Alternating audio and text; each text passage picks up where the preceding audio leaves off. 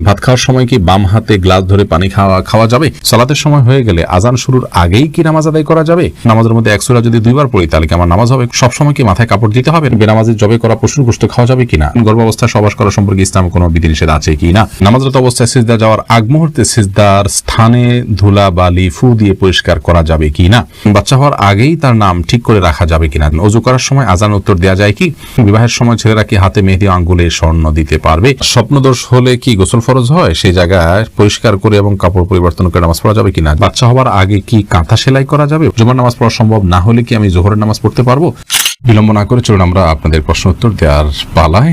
সিরাজুল ইসলাম এর থেকে আপনি লিখেছেন, বাচ্চা হওয়ার আগেই তার নাম ঠিক করে রাখা যাবে কিনা? যাবে, কোনো অসুবিধা নেই। বাচ্চা হওয়ার আগে থেকে ছেলে হোক মেয়ে হোক, ছেলে হওয়ার সম্ভাবনা বেশি হিসেবে ছেলের নাম, অথবা ছেলে মেয়ে দুইটা রেখে দিলেন, আগে থেকে ঠিক করে রাখলেন, কোনো অসুবিধা নেই। পরে তাহমিদ এন আপনি লিখেছেন, বেনামাজি জবে করা পশুর গোশত খাওয়া যাবে কিনা? যাবে, কারণ বেনামাজিকে আমরা কাফের মনে করি না এবং এটি অধিক বিশুদ্ধতর মত মনে করি। যারা বেনামাজিকে ইচ্ছাকৃত নামাজ তরককারীকে কাফের মনে করেন তাদের মধ্যে তাদের পশু খাওয়া যাবে না।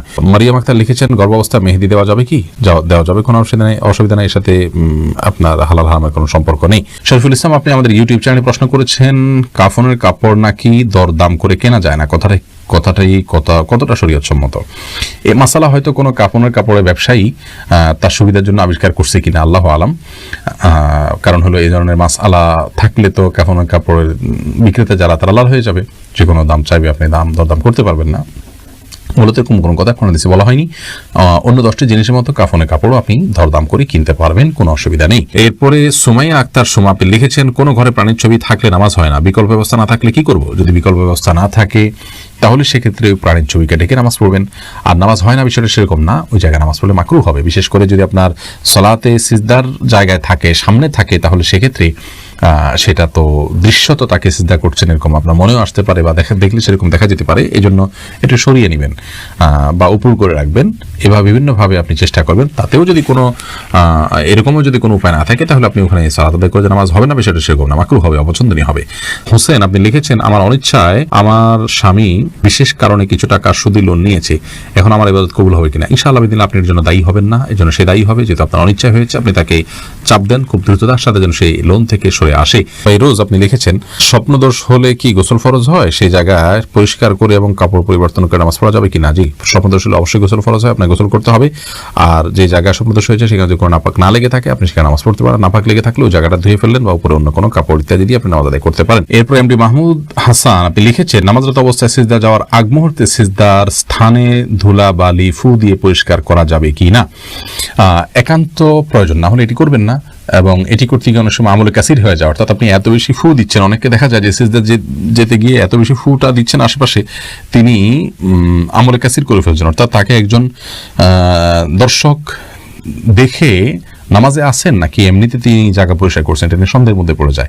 এত বেশি যদি তার নামাজের অবস্থা থেকে, হাইয়াত থেকে তিনি সরে যান, তাহলে সেক্ষেত্রে তার নামাজ কিন্তু বিশুদ্ধ হবে না এবং নামাজ নষ্ট হয়ে যাবে। আর যদি এত বেশি তিনি নড়াচড়া না করেন এবং খুব আলতোভাবে ফু দিয়ে জায়গা পরিবর্তন করেন, পরিষ্কার করেন, তাহলে সেটা জায়েজ হবে। যদি এত ধুলাবালি হয় যে নিঃশ্বাসের সাথে তার নাকে ঢুকবে, তিনি ক্ষতিগ্রস্ত হবেন, অসুস্থ হবেন, এরকম আশঙ্কা থাকে, তাহলে এটি করা যেতে পারে। হাত দিয়ে একটু সরা দিলেন বা আপনি নাক দিয়ে ফু দিলেন, এটি জায়েজ আছে। কিন্তু একান্ত যদি জরুরি না হয় তাহলে শুধুমাত্র সূচিবায়ের কারণে বা অতি শৌখিনতার কারণে এমনটি করা সালাতের যে সৌন্দর্য সেটাকে নষ্ট করে দেয়। জয়নাল মুন্সি আপনি লিখেছেন, বিবাহের সময় ছেলেরা কি হাতে মেহেদি আঙ্গুলে স্বর্ণ দিতে পারবে? মেহেদি এটা নারীদের ভূষণ, নারীরা দিবে, বিশেষ করে হাতে পায়ে, চুলে বা দাড়িতে ছেলেরা দিতে পারে। নবী রাসূলুল্লাহ সাল্লাল্লাহু আলাইহি ওয়াসাল্লাম এক নারীর হাত দিয়ে কিছু দিচ্ছিলেন, তো তার হাতে মেহেদি ছিল না। নবী রাসূলুল্লাহ সাল্লাল্লাহু আলাইহি ওয়াসাল্লাম বলেছেন যে এটা কি পুরুষের না মহিলার হাত? বলা হলো মহিলার হাত। তখন তিনি বললেন যে মহিলার হাত কেমন, যে মেহেদি নাই? তার মানে মহিলারা মেহেদি পড়তেন তখন, তাদের আদা ছিল এটি, কিন্তু পুরুষ সেটি করবে না, অর্থাৎ নারীর সাথে পুরুষ সাদৃশ্য গ্রহণ করা নিষেধ। আর তাছাড়া সাজগোজ এটি মূলত নারীদের জন্য, সাজগোজ বলতে এই জাতীয় অতিরিক্ত যে সাজগোজ আছে সেটি, আর পুরুষও পরিপাটি হয়ে থাকবেন সেটি তো অবশ্যই ভালো। দি এপু এই থেকে আপনি লিখেন যে অনিচ্ছা সত্ত্বেও আল্লাহ সম্পর্কে উল্টাপাল্টা চিন্তা আসে মনে, তখন নিজেকে কেমন পাপী মনে হয়, এমন অবস্থায় কি করা উচিত? আপনার মনে বাজে চিন্তা আসাটা লক্ষণ ভালো, তার মানে আপনি ঈমানদার, আপনার মধ্যে শয়তান কাজ করছে আপনাকে বিভ্রান্ত করার জন্য। এটি মনে করে আপনি আরো বেশি নিশ্চিন্ত হবেন। এ ধরনের দুশ্চিন্তা, এগুলোকে ইগনোর করা হলো সবচেয়ে বড় ট্রিটমেন্ট। আপনি এগুলোকে ইগনোর করবেন এবং এর কারণে আপনার ইমানের কোনো ক্ষতি হবে না, আমি নিশ্চয়তা দিচ্ছি আপনাকে। বরং এ ধরনের অবস্থা আসলে আমানতু বিল্লাহি ওয়া রাসূলিহি এবং বাম দিকে আপনি 3 বার থুতু ফেলবেন, ব্যাস। এর মাধ্যমে আপনি ইনশাআল্লাহ নিষ্কৃতি লাভ করবেন। আর আপনি ইগনোর করবেন, এগুলো কোনো পাত্তা দিবেন না। যত বেশি পাত্তা দিবেন তত বেশি এগুলো আপনাকে আরো পেয়ে বসবে। শাহাদাত হোসেন আপনি লিখেছেন, জুমার নামাজ পড়া সম্ভব না হলে কি আমি জোহরের নামাজ পড়তে পারবো? জুমার নামাজ পড়া সম্ভব না হলে, মিস হয়ে গেলে তো অবশ্যই জোহর নামাজ পড়বেন। মোহাম্মদ হাসান আলী, কিন্তু কেন মিস হলো? অবহেলার কারণে মিস হলো। সেটি গুনাহের কথা, সামনে থেকে সাবধান হতে হবে। আমাদের সুমাইয়া রিদ্দিতে আপনি লিখেছেন, বাচ্চা হওয়ার আগে কি কাঁথা সেলাই করা যাবে বাচ্চার জন্য? কোনো অসুবিধা নেই বোন, বাচ্চা হওয়ার আগে থেকে কাঁথা সেলাই করতে পারেন। আপনার যে কোনো কাজ সুচারুরূপে করার জন্য আগে থেকে প্রস্তুতি গ্রহণ করার নির্দেশ এবং ইসলাম আমাদেরকে দিয়েছে। অতএব আগে থেকে কাঁথা সেলাই করাতে দোষের কিছু নেই। মোহাম্মদ নাহিদুল ইসলাম আপনি লিখেছেন, অজু করার সময় আজান উত্তর দেওয়া যায় কি? অজু করার ফাঁকে ফাঁকে আপনি যদি পানি অপচয় করা ছাড়া আজানের জবাব দিতে পারেন তো অবশ্যই দিতে পারেন। মোহাম্মদ হাসান আপনি লিখেছেন, গর্ভাবস্থায় সহবাস করা সম্পর্কে ইসলামে কোনো বিধিনিষেধ আছে কি না?